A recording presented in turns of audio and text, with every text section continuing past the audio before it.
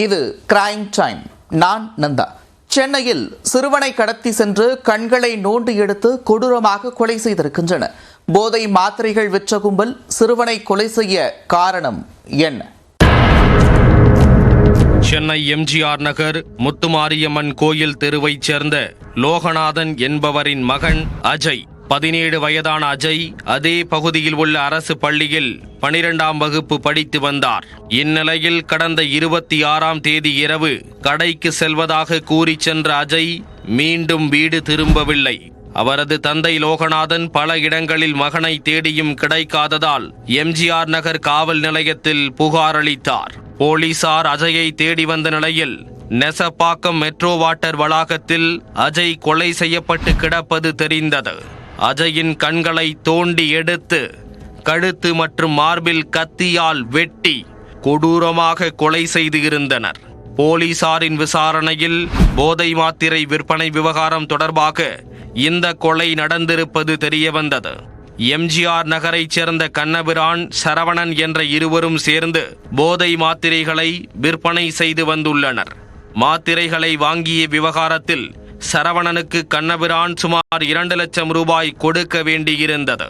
போதை மாத்திரை விற்பனை விவகாரம் தொடர்பாக சரவணன் கண்ணபிரான் இடையே தொடர்ந்து பிரச்சனை எழுந்துள்ளது.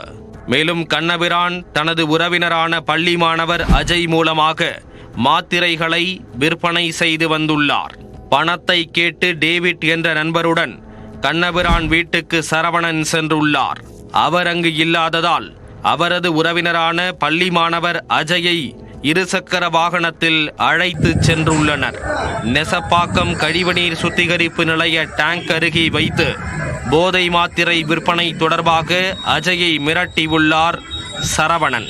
பணத்தை கேட்டு அஜயின் தந்தை லோகநாதனுக்கு சரவணன் போன் செய்து மிரட்டியிருக்கிறார். அப்போது பணத்தை கொடுக்காவிட்டால் அஜயை கொலை செய்து விடுவதாகவும் தெரிவித்திருக்கிறார். போதை மாத்திரை கும்பலிடம் சிக்கிய அஜய் பணத்தை தயார் செய்து கொடுக்கும்படி கெஞ்சி பேசும் ஆடியோ வெளியாகி பரிதாபத்தை ஏற்படுத்தியது. அப்ப நான் செத்துருவேனேப்பா.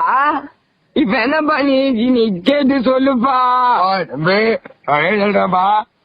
பசங்க ஸ்பைக்கிறா கைத்து காலி போச்சுக்கிறாங்களே பிச்சு விட்டு போயிட்டு போயிட கண்டுபிடிச்சிது.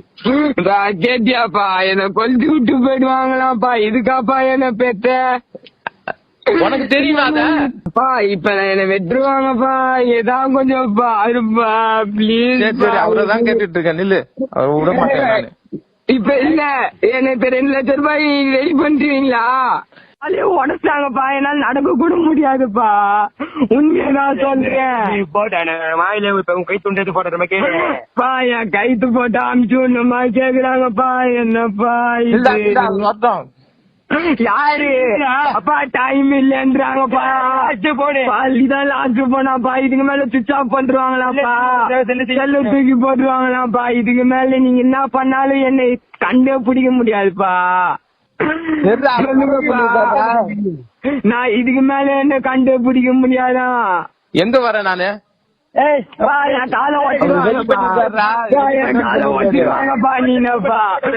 போட்டா தாமிச்சு விடுவேன்றாங்கப்பா. என்னப்பா நீ இப்ப நான் முக்கியமா 2 லட்சம் ரூபாய் முக்கியமா?